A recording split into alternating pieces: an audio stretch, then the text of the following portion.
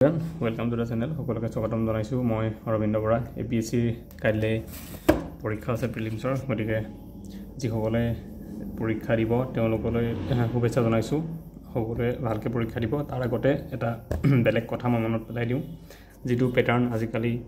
APSC ত বহুত বেছিকে use হয় সেই প্যাটাৰ্নটো আৰু হেতু হল যে not লগাই পেলাই কাৰেক্ট অৰ নট কাৰেক্ট এই প্ৰবলেমটোক লৈ পেলাই কোৱেশ্যনত বহুতৰ ভুল হয় তেনেকুৱা বহুতে ষ্টুডেণ্টে এটো নাচায় বিশেষকৈ আজিকালি APSC পেপাৰ বিলাক হৈছে এনেকুৱা ধৰণৰ দীঘল ইমান দীঘল ষ্টেটমেন্ট দিয়া হয়নে বা ষ্টেটমেন্টৰ পিছত আকৌ ABCD এনেকুৱা দিয়া গতিকে সময় বহুতৰ কাৰণে কমি যায় তাতে বিশেষকৈ প্ৰিলিমছত পেপাৰখন ইংলিছত থাকিব গতিকে বহুতে হেতু এটা প্ৰবলেম পাব অলপ টাইম লাগিব কৰোতে তো এই প্ৰেছাৰত স্পিডত কৰাৰ প্ৰেছাৰত বহুতে এই বস্তুটো নাচায় যে which of the following above statements is are correct not correct তো ইয়াতে কেতিয়াবা কারেক্ট বুলি দিয়ে কেতিয়াবা নট কারেক্ট বুলি দিয়ে ঠিক আছে যেতিয়া আমি দেখো যে 3-4টা অপচন একেলগে কারেক্ট তেনেকে আমি পালো কোৱেশ্যন নাম্বাৰ 8 দেন কোৱেশ্যন বেলেগ এটা পালো হেতুটো কাৰেক্ট কোনটো খুদিলে তাৰপিছত কোনটো কাৰেক্ট খুদিলে এনেকে যেতিয়া 4-5টা কাৰেক্ট খুদে আৰু এটা হঠাৎ আহি পেলাই নট কাৰেক্ট দি দিয়ে তেতিয়া আমাৰ ব্ৰেইনত সেট হৈ যায় যে ইয়াতেও কি জানি আমাক কারেক্টটো হে খুদিছে নট কারেক্টটো খুদা নাই ঠিক আছে তেনেকৈ হৈ যায় যেনেকৈ এই কোৱেশ্যনটো যদি উদাহৰণ হিচাপে মই লৈ পেলাই চাওঁ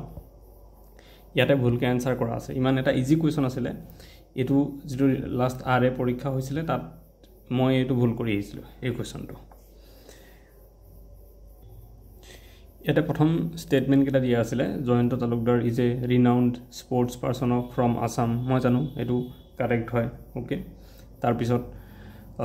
গতিকে মই তাৰে কোশ্চেন দিয়া নাই Jayanta Talukdar is a famous boxer মই জানো বক্সাৰ নহয় গতিকে এটো মই কাটি দিছিলো এনেকে আৰ্চাৰ হয় তেওঁ ঠিক আছে হেতু জানো ধনুবিদ হয় তাৰপিছত তেখেত অৰ্জুন এৱাৰ্ড পাইছে ইয়েস মই হেতু জানো 2007 নে 6 চনত তেওঁ পাইছিলে তাৰপিছত 12 অলিম্পিকত তেওঁ গৈছিলে মই হেতু কথাও জানো ইমানখিনি জানো গতিকে মই কম পাওঁ যে এটো ভুল হ'ল ঠিক আছে তো মই প্ৰথম কোৱেশ্যনটো দিওতে আনকি এটো চাইও লৈছিল যে নট কাৰেক্ট ফুদিছে আৰে তাৰপিছত এটা স্টেটমেন্ট পঢ়িলো পঢ়ি চাওতে মাৰ্কো কৰি গলো যে এটো নট কাৰেক্ট কিন্তু লাষ্টত যাওতে গুটে কোৱেশ্যনটো পঢ়ি আনসাৰ কৰিবা যোৱালকে পাহৰি গলো আৰু গৈ পেলাই মই এটোত ক্লিক কৰিলো মানে কোনটো কাৰেক্ট কিবা এনেকুৱা মাথা বেলেগ মানে মোৰ হেৰি কৰি পেলাই গতিকে এই ভুলটো হোৱাৰ কাৰণে বহুত বেছি মানে 2 মাৰ্কস কে যেহেতু থাকে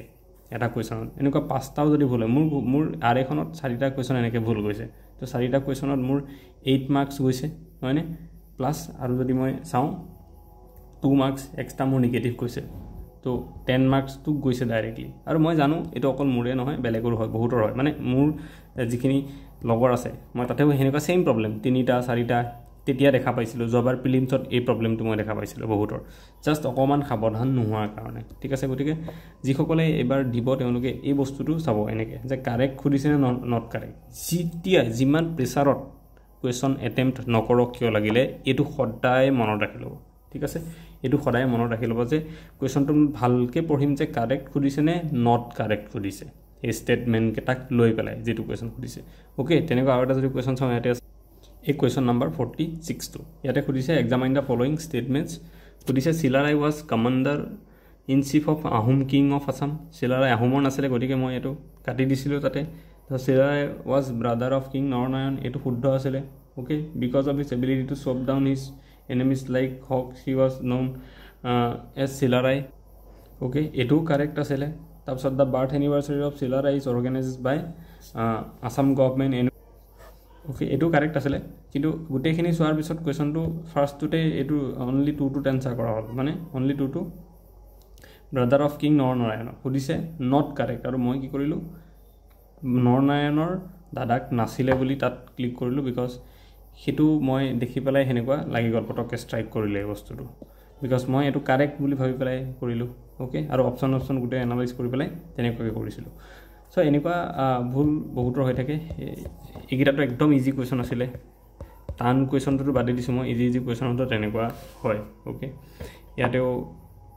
এইবিলাক যেতিয়া নট থাকিব আপোনালোকে ইয়াত হাইলাইট কৰি দিয়ে হলো থাকি যায় প্ৰেছাৰত থাকি যায় এতিয়া দেখিলে লাগিব যে ঘৰত বহি যে পাৰিম ইমান একো প্ৰবলেম নাই কিন্তু পৰীক্ষাৰ হলত হৈ যায় প্ৰেছাৰত তেনেকুৱা হৈ যায় গতিকে কোনো এটো ভুল নকৰিব মোৰ ফালৰ পৰা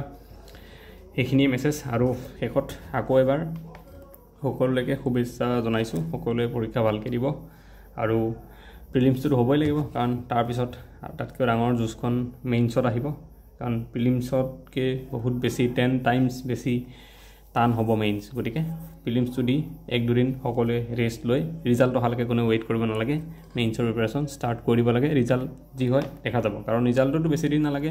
7 পৰা 10 দিনৰ ভিতৰত 7 to 10 ডেজৰ ভিতৰত ৰিজাল্টটো দি দিব ওকে গতিকে শেষত আকৌ এবাৰ সকলোলৈকে বেষ্ট উইচেছ থাকিলে আৰু আজি ভিডিঅ'টো ইমানে শেষ কৰিছোঁ থেংক ইউ